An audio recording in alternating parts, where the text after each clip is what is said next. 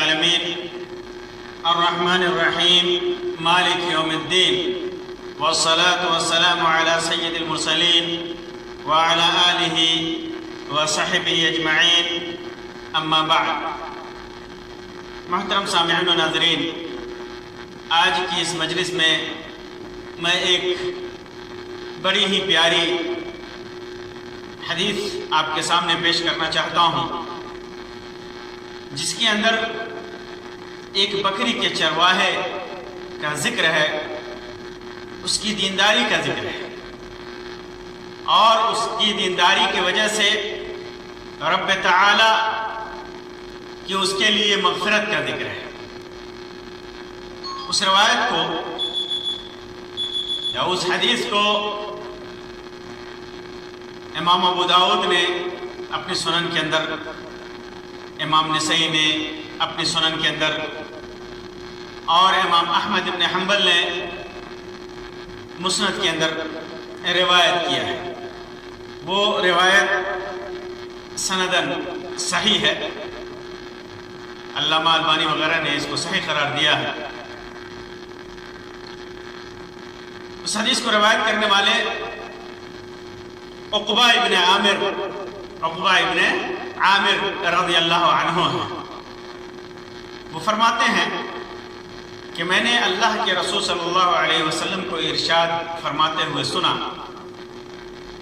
يعجب ربك من راعي غنم في رأس شاضية الجبل يؤذن بالصلاة ويصلي فيقول الله عز وجل انظروا إلى عبدي هذا يؤذن ويقيم الصلاة يخاف مني قد غفرت لعبدي وأدخلته الجنة۔ فرمایا يعجب ربك من راعی غنم، تمہارا رب بکری کے اس چرواہے سے خوش ہوتا ہے۔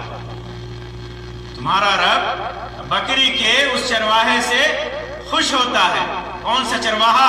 فی رأس شظیۃ الجبل، جو پہاڑوں کی چوٹیوں کے اوپر ہوتا ہے، جو پہاڑ کی چوٹی پہ رہتا ہے، پہاڑ کی اونچائی پہ رہتا ہے۔ شذیہ کہتے ہیں پہاڑ کی چوٹی کا ایک حصہ یا اوپری حصہ، پہاڑ کی چوٹی کا جو نکلا ہوا ہوتا، باہری حصہ جو نکلا ہوا ہوتا ہے، اس کو شذیہ بولتے ہیں۔ تو پہاڑ کی چوٹی پر ہے، وہ تنہا ہے، اپنی بکریوں کے ساتھ اکیلے ہے، تنہا ہے، وہاں کوئی انسان نہیں ہے سوائے اللہ تبارک و تعالیٰ کے، دیکھنے کے کوئی نہیں دیکھ رہا ہے، یا اللہ کی وہ مخلوق دیکھ رہی ہوتی ہے جنہیں ہم نہیں دیکھتے، فرشتے ہیں، جن ہیں، وہ دیکھ رہی ہوتی ہے، وہ دیکھ رہے ہوتے ہیں۔ تو اللہ اور اس کے نادیدہ مخلوق کے اور کوئی دیکھ رہا نہیں ہوتا۔ وہ آدمی وہاں پر کیا کرتا ہے؟ جب اذان کا وقت ہوتا ہے، نماز کا وقت ہوتا ہے، تو یؤذن بالصلاۃ، تنہا ہے اور اذان دیتا ہے، نماز کے لیے اذان دیتا ہے، نماز کے لیے اذان دیتا ہے، وَيُصَلِّي، اور نماز پڑھتا ہے۔ غور کیجئے، آدمی تنہا ہے، کوئی دیکھنے والا نہیں ہے۔ اس کا مطلب کیا ہوا کہ وہاں کوئی کسی کے لیے دکھانے کے لیے نماز نہیں پڑھتا، دکھانے کے لیے اذان دے کر کے نماز، صرف اس کے دل میں یہ ہے کہ یہ اذان اور یہ نماز اس کے اوپر مشروع ہے، نماز اللہ تبارک و تعالیٰ نے واجب کر رکھا ہے، نماز پڑھنا یہ اللہ کا حق ہے، اللہ تبارک و تعالیٰ کا خوف ہے اس کے دل میں، اللہ تبارک و تعالیٰ کا ڈر ہے، کوئی دنیا طلبی مقصد نہیں ہے، کوئی ریاکاری مقصد نہیں ہے۔ ایسا آدمی جب تنہائی میں نماز پڑھتا ہے تو ظاہر سی بات ہے کہ اس کے دل میں اخلاص ہوگا، اس کے دل میں اللہ کا ڈر ہوگا، اس کے دل میں اللہ تبارک و تعالیٰ کا خوف ہوگا، تبھی جا کر کے وہ تنہائی میں عبادت کرے گا۔ تو وہ پہاڑ کی چوٹیوں پر ہوتا ہے، نماز کا وقت ہوا، اذان دیتا ہے، نماز پڑھتا ہے، تو اللہ تبارک و تعالیٰ فخر سے اپنے بندوں میں یہ نماز کی تعظیم ہی ہے، یہ نماز کی تعظیم ہے، اللہ تبارک و تعالیٰ کے ایک شعیرے کی تعظیم ہے، ایک عبادت کی تعظیم ہے، یہی مقصد ہے۔ اسی وجہ سے اللہ تبارک و تعالیٰ ملأ اعلیٰ میں کہتا ہے انظروا الی عبدی ھذا، میرے اس بندے کو دیکھو، دیکھو دیکھو میرے اس بندے کو، انظروا الی عبدی ھذا، میرے اس بندے کو دیکھو، یؤذن، اذان دے رہا ہے، وَيُقِيمُ الصَّلَاةَ، اور نماز قائم کر رہا ہے، نماز قائم کر رہا ہے، اذان دے رہا ہے، نماز قائم کر رہا ہے، یخاف منی، وہ مجھ سے ڈرتا ہے، وہ مجھ سے ڈرتا ہے میرا بندہ، اسی ڈر کی وجہ سے کہ میری کہیں پکڑ نہ ہو، میرا عذاب نہ آ جائے دین کو چھوڑنے کی وجہ سے، نماز کو ترک کرنے کی وجہ سے، نماز کو چھوڑنے کی وجہ سے، نماز کو بھلانے کی وجہ سے، اللہ تبارک و تعالیٰ ملأ اعلیٰ میں فرشتوں کے سامنے کہتا ہے کہ میرے اس بندے کو دیکھو، یہ تو اذان دے رہا ہے، نماز پڑھ رہا ہے، اور اس کا مقصد مجھ سے ڈرنا ہے، مجھ سے خوف کھانا ہے۔ تو میں نے کیا کیا؟ وَطَمَعًا فِي رحمتہ، بندہ اس کی رحمت کی امید لگا کر، خوف من عذابہ وطمعا فی رحمتہ، یہ تو مجھ سے ڈرتا ہے، میرے عذاب سے ڈر رہا ہے، اور میری رحمت کی امید لیے ہوئے عبادت کر رہا ہے، میری رحمت کی امید لیے ہوئے یہ نماز پڑھ رہا ہے، میری عبادت کر رہا ہے، اس کا بدلہ میں دیتا ہوں۔ رب تعالیٰ اس کا بدلہ کیا دیتا ہے؟ قد غفرت لعبدی، میں اپنے اس بندے کو معاف کرتا ہوں۔ ایک تنہائی والا عمل، اکیلے والا عمل، خلوص دل کے ساتھ ادا کیا ہوا عمل، وقت پر ادا کیا گیا عمل، اور اللہ کے خوف سے بچنے کا خوف کھاتے ہوئے کیا گیا عمل، اللہ کے عذاب سے بچنے کے لیے کیا گیا عمل، اللہ کی رحمت کی امید لے کر کے کیا گیا عمل، اور وہ عمل کیا ہے؟ نماز ہے۔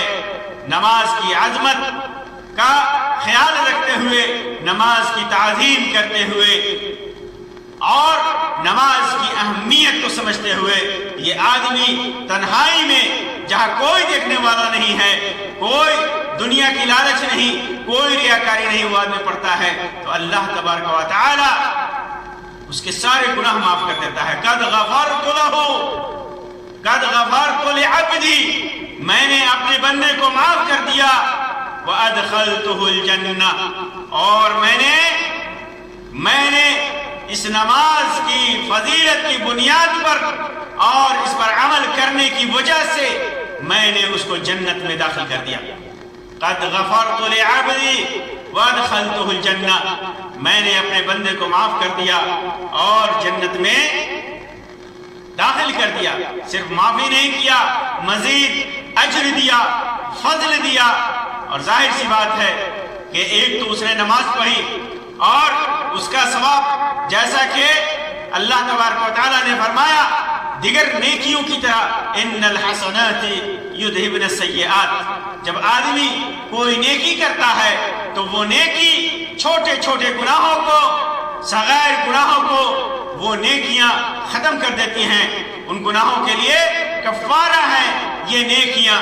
تو ایک تو اس نے نماز پڑھی، اذان دیا، نیکی کی، اور جب نیکی کیا تو اس کے گناہ تو ویسے بھی جھڑ گئے، اور بھی گناہ اس کے اگر بچ گئے ہوں گے تو اللہ تبارک و تعالیٰ کہتا ہے کہ غفرت لعبدی، میں نے اپنے بندے کو معاف کر دیا، اور مزید فضل اور احسان اس کے اوپر کیا، مزید فضل کرتے ہوئے کہتا ہے وَأَدْخَلْتُهُ الْجَنَّةَ، میں نے اس کو جنت میں داخل کر دیا۔ میرے